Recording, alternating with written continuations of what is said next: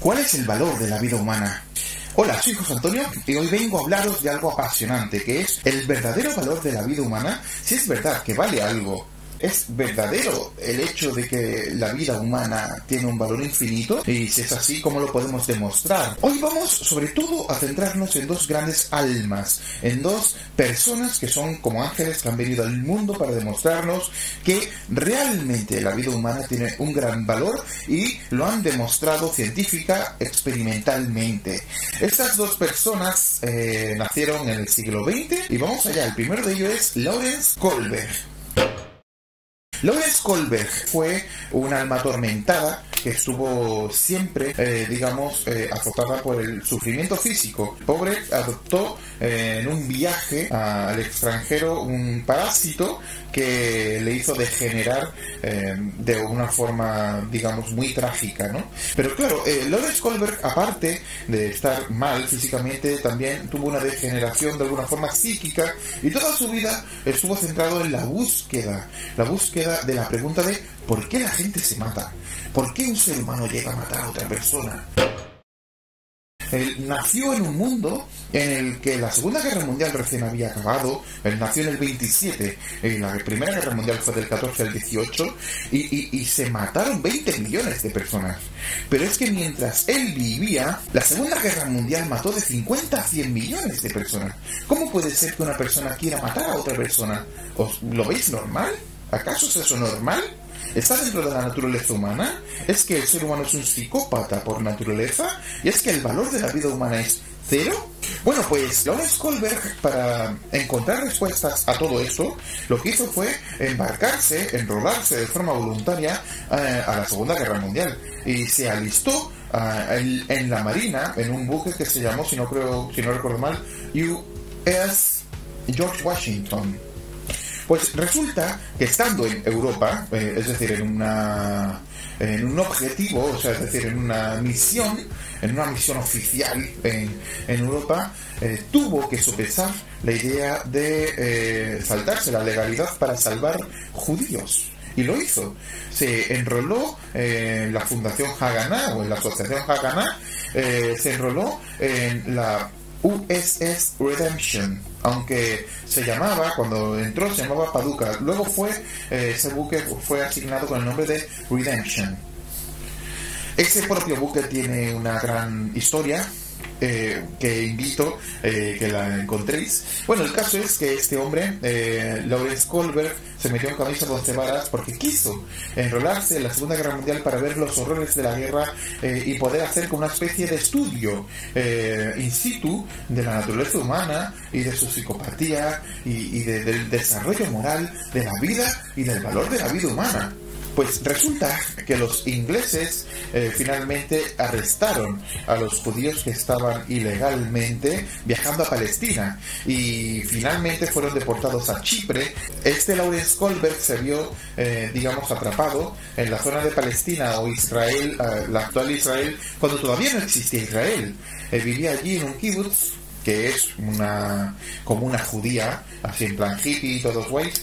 Pues vivía allí de una forma como estilosa pero ilegal, y mientras tanto esperaba el milagro de que se diera el nacimiento del Estado de Israel, ¿no? Que él consideraba que era una cuestión de justicia para el pueblo que estaba sufriendo. Una vez que volvió a Chicago, puesto que tras hacerse el Estado de Israel volvió a la ciudad de Chicago y allí se licenció como psicólogo, dedicó toda su vida a encontrar la verdad sobre el desarrollo moral y el valor de la vida humana según los propios seres humanos.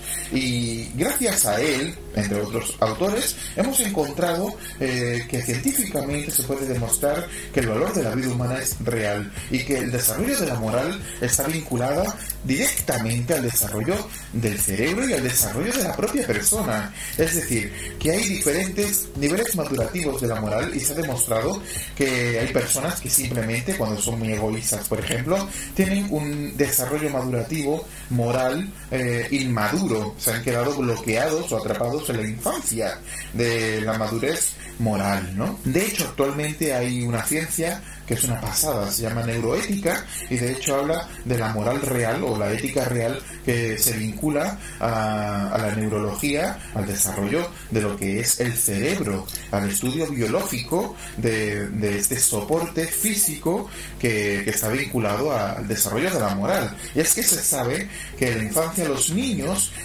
son menos maduros en términos morales simplemente porque están menos hechos.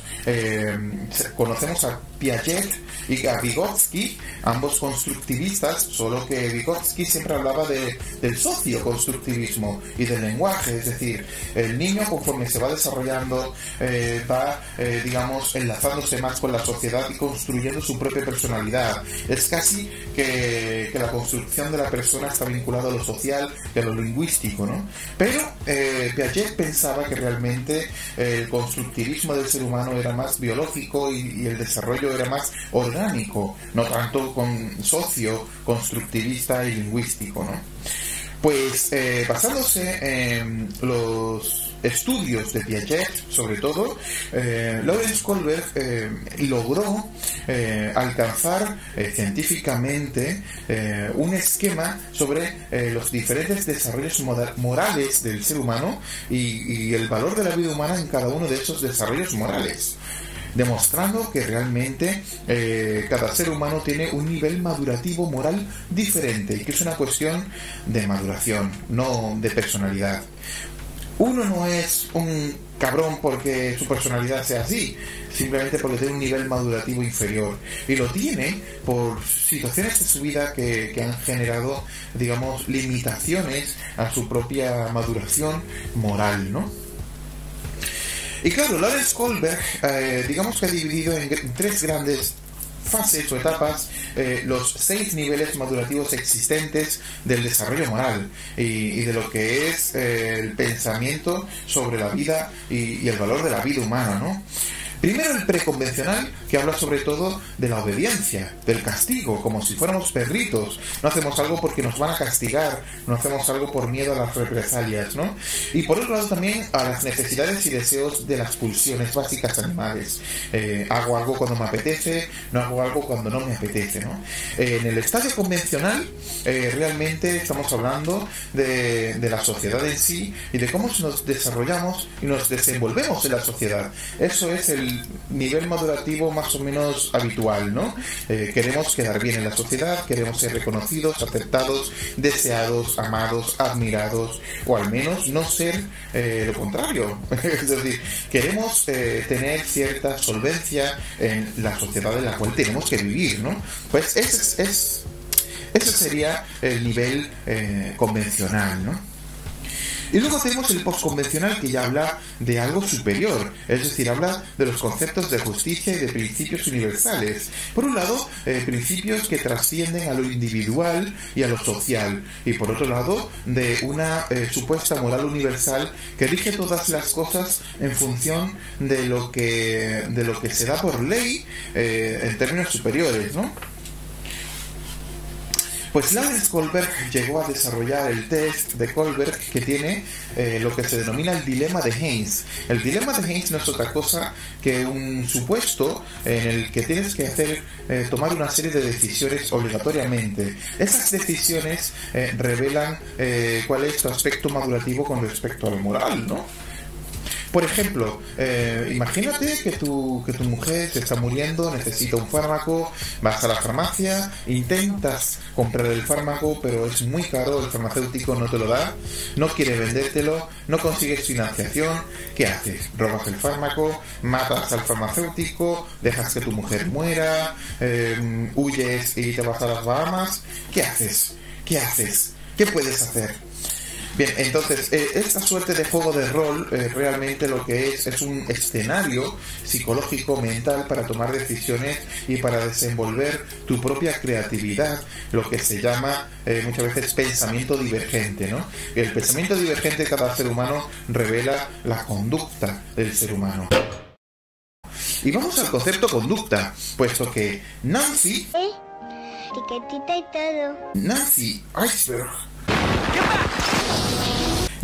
Eisenberg Eisenberg, Nancy Eisenberg, habló de la conducta prosocial y ella hizo investigaciones muy severas con respecto a lo que hizo Lawrence Kohlberg y encontró 5 grandes formas de relacionarse con el mundo en virtud de nuestro desarrollo moral. Dependiendo de cuál es el desarrollo de nuestra moral y nuestro entendimiento del valor de la vida humana, nos comportamos de una forma u otra. Y esto es algo que entra dentro, como he dicho, de lo madurativo. Es decir, que un niño es así porque es niño.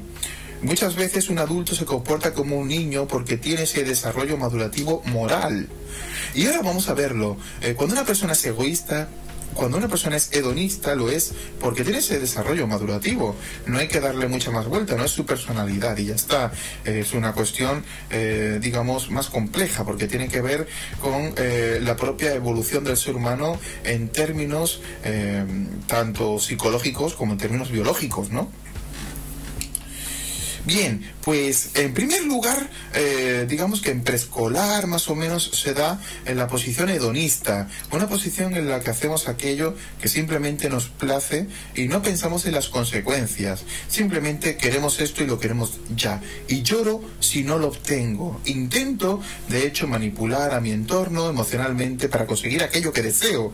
Ese es el primero de los grandes estadios de la conducta prosocial, en la cual el otro no existe, soy yo y yo soy el centro de todo el mundo, ¿no? El segundo nivel ya se encuentra un poco más entre preescolar y primaria y sería el nivel que se denomina superficial. Y es superficial porque se basa en las necesidades y todavía no existe el otro como un sujeto complejo. Existen mis necesidades y el otro en el fondo es un instrumento para conseguir aquello que yo quiero conseguir, aquello que yo necesito alcanzar. Ya no hablamos de una propia situación de hedonismo, ya no hablamos de una conducta fundamentada en una pulsión de placer, sino una pulsión de necesidad, ¿no? En el tercero, tras el hedonismo y la superficialidad, hallamos lo que se denomina la estereotipia social.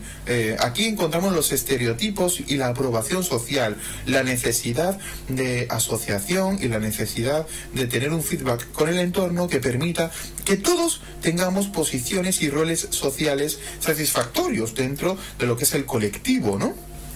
Cabe decir que en la etapa hedonista, la primera de todas, se produce la pragmática. Es decir, ahí no caben tonterías. Esto lo quiero o no lo quiero. Y soy pragmático con respecto a mis deseos. Pero, por ejemplo, en el desarrollo 3, el nivel 3, que es el propio, como hemos dicho, de la moral estereotipada dentro de la conducta social, aquí encontramos que verdaderamente las cosas se vuelven más complejas. Necesitamos ahora encontrar roles sociales que se adapten también a nuestro placer, a nuestras propias necesidades fisiológicas, psicológicas, emocionales, espirituales, como lo queráis llamar, etcétera, ¿no? Y aquí conjuntarlo todo ya no es tan fácil. Aquí empezamos a encontrar que el niño ya empieza a desarrollarse como una persona individual, y aquí el individuo forma parte de un colectivo y tiene que definirse para también ser validado y tener solvencia dentro del colectivo social, ¿no?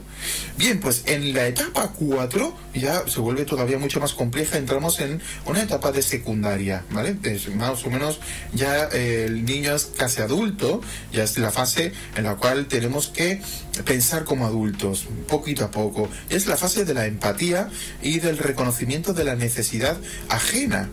Y en este punto nosotros como seres humanos ya cultivamos una empatía que nos permita ser asertivos con el entorno por el simple hecho del reconocimiento y de la validación del otro. Es decir, no se trata de hacer algo que me plazca, que me venga bien instrumentalmente o simplemente porque me venga bien en términos de roles sociales. Se trata de que la otra persona está sufriendo, necesita eso y yo se lo puedo proveer. Por tanto, lo hago de una forma altruista. Pero ese altruismo está basado en la empatía, que la empatía realmente no es altruista, puesto que se genera un feedback en el que nosotros somos una parte activa de ese feedback, ¿no?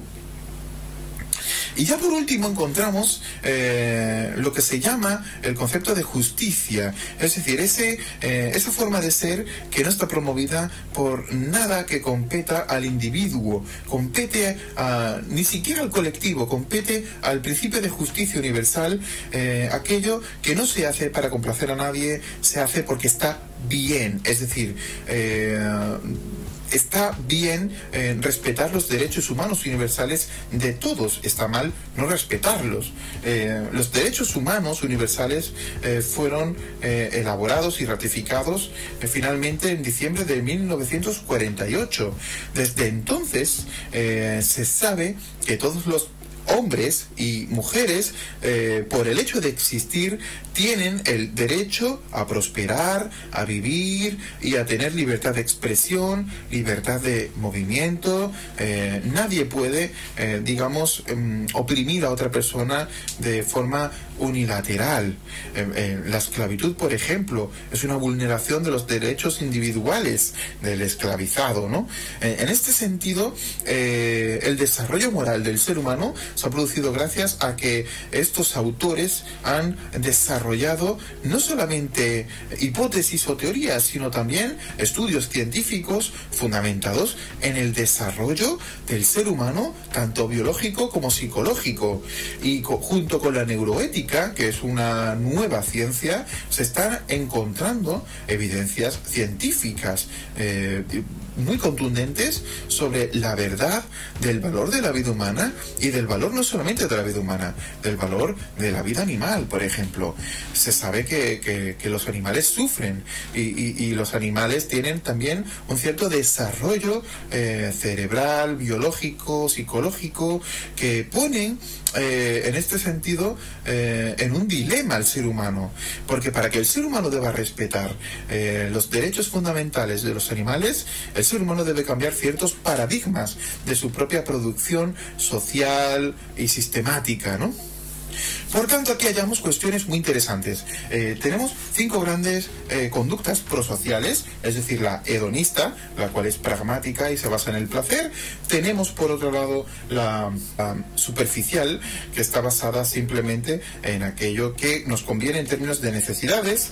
Está también, por otro lado, la estereotipada, fundamentada en la sociedad. Está por otro lado la empática y finalmente la justa.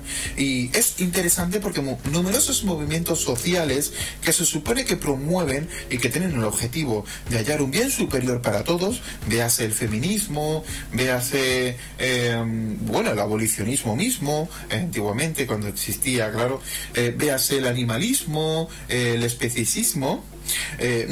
Muchos movimientos realmente pueden tener una conducta prosocial fundamentada en valores que no son propiamente elevados en términos prosociales. Por ejemplo, una persona se puede hacer animalista simplemente por una conducta prosocial hedonista, por una conducta prosocial superficial, por una conducta prosocial estereotipada, por una conducta prosocial empática, o bien por una conducta prosocial de justicia. Es decir, tú puedes dejar de comer carne porque en sociedad es lo aceptable y vas a quedar muy bien, es la moda, es cool, ¿no? Sería realmente un nivel 3. Pero también puedes dejar de comer carne porque es lo que te apetece egoístamente, porque a lo mejor no te termina de gustar la carne. Pues eso sería el nivel 1. Eso no quiere decir que estés respetando los derechos de los animales. A lo mejor odias a los animales y por eso no comes carne, ¿no? Pero hay una presunción que se dice que si eres animalista es que eres superior moralmente, ¿no? No es cierto. Puedes ser animalista y ser una mala persona. Simplemente pues no comes carne, o no comes animales, o no consumes algo de los animales, ¿no? Por conducta empática podría ser que es que todos tus amigos son animalistas y es que tú tienes empatía con tus amigos y tienes empatía por los animales y realmente te los comerías. Bueno, sí, que tampoco pasa nada, pero tienes empatía y por eso no te los comes, ¿no? No es un bien superior, pero por otro lado, la conducta de justicia dice que es que si está mal comer a seres humanos, ¿por qué está mal? ¿Por qué está bien comerse, por ejemplo, un cerdo? que es muy similar en muchos términos a un ser humano, ¿no? Que sufren, que son sistemáticamente torturados. ¿Cómo puede ser que esté bien hacer una producción cárnica en serie masivamente de animales que sufren como nosotros? Eso sería la conducta prosocial de la justicia. Es que no está bien. ¡Basta ya! Con respecto al abolicionismo, puede ser que me conviniera pues ser abolicionista, eso es los primeros términos de la conducta prosocial, pero realmente puede ser que yo clamara al cielo por la esclavitud porque realmente está mal y realmente quiero que el mundo cambie y mejore y todos seamos felices y encontremos eso, los derechos humanos universales para todos, esos derechos fundamentales que garantizan que podamos aplicar en el campo práctico el valor de nuestra vida, ¿no? Pues en este sentido hay animalistas que realmente tienen conductas prosociales egoístas, hedonistas, superficiales, estereotipados, pero también los hay de concepto de justicia. Yo, por ejemplo, si no como carne es precisamente por un convencimiento de justicia, no es por otra cosa. Que podría comer carne por otro lado y no pasaría nada, ¿no? En el feminismo, pues hay feministas que son hedonistas, que realmente lo hacen por una conducta de pulsión hacia el hombre, de odio, o de ensalzamiento de la mujer desde aspectos puramente hedonistas. Pero también los hay superficiales, los hay simplemente para ser aceptadas socialmente. Hay muchas feministas desde un punto de vista empático, pero también hay feministas que están diciendo que hasta que la mujer en todo el mundo no sea igual que el hombre, no van a parar, porque la mujer está muy denostada en muchas partes del mundo, y realmente el feminismo es muy necesario en muchísimas partes del mundo y en muchísimas culturas en las que aún son inferiores a los hombres. Y eso no puede ser. Es decir, que el feminismo es totalmente necesario, pero es necesario en contextos mundiales. Tenemos que implantar la cultura de la equidad y de la igualdad en cuestión de derechos humanos entre el hombre y la mujer, porque la mujer no es ni menos ni más que el hombre, es una persona como el hombre. Hombre y mujer se complementan y simplemente son seres humanos. El sexismo es algo que realmente es condenable, y es condenable en todos los términos de la conducta prosocial. Pero claro, en este sentido, ¿por qué condenas el sexismo? Si eres feminista, ¿estás condenando el machismo? Esto es una pregunta muy interesante, puesto que hay muchas feministas que se convierten en sexistas de una forma exacerbada y al final generan embrismo, precisamente por esa falta de desarrollo moral en la conducta prosocial, puesto que no llevan el feminismo a los términos de la conducta prosocial de justicia, lo lleva a los términos de una conducta hedonista, una conducta superficial que está basada en las necesidades. Es decir, puedo usar el feminismo pues para cubrir mis necesidades individuales o colectivas. Por otro lado, también podemos usar el feminismo como una forma de generar un colectivo que se autoabastezca en términos de roles sociales, en términos sociales en general, ¿no? Y por otro lado también en conceptos de empatía. Hermana, yo sí te creo. La sororidad puede ser algo muy empático, pero generalmente, si nos paramos a pensar, ¿puede una mujer realmente ser mala, ser psicópata y ser una mentirosa compulsiva? Bueno, no es que se pueda o no se pueda, es que cualquier persona puede serlo, dependiendo de cuáles son los factores, ¿no? Pero obviamente cualquier persona puede ser psicópata, o cualquier persona puede ser mentiroso compulsivo. El hecho de ser mujer u hombre no te exime de la posibilidad de ser mala persona. Por tanto, la sororidad, que se basa sobre todo en el hermana yo sí te creo, debe tener sus ciertos condicionamientos para ser, digamos, bien moldeados en el concepto de justicia. No podemos querer a una mujer por ser mujer, al igual que no podemos querer a un hombre por ser hombre. Es decir, por el mero hecho de ser hombre, eso no hace que seas creíble. Realmente todas las personas tienen los mismos derechos, eso es algo impepinable, y tenemos que seguir luchando para implantar el desarrollo moral, cultivar el nivel de madurez superior en todo el mundo, y que las mujeres y los hombres y todas las personas, sean del género que sean, sea de la orientación sexual que sean, de la religión, de la cultura que sean, todas las personas tengan sus derechos humanos universales respetados. Ese es el grado en el cual debemos movernos y al cual debemos alcanzar globalmente, y para eso la ciencia también está de nuestro lado. Espero que os haya gustado. Suscribíos, por favor, soy muy chiquitito. Si me estáis viendo, si sois de las 4 personas que me estáis viendo, porque nadie me ve todavía, por favor suscribíos, like, comentad, movedlo como os dé la gana, por favor. Estoy haciendo esto con mucho amor y con mucha pasión y con mucho cariño, y espero que os guste. Iré mejorando y gracias. Hola, Kirpybody.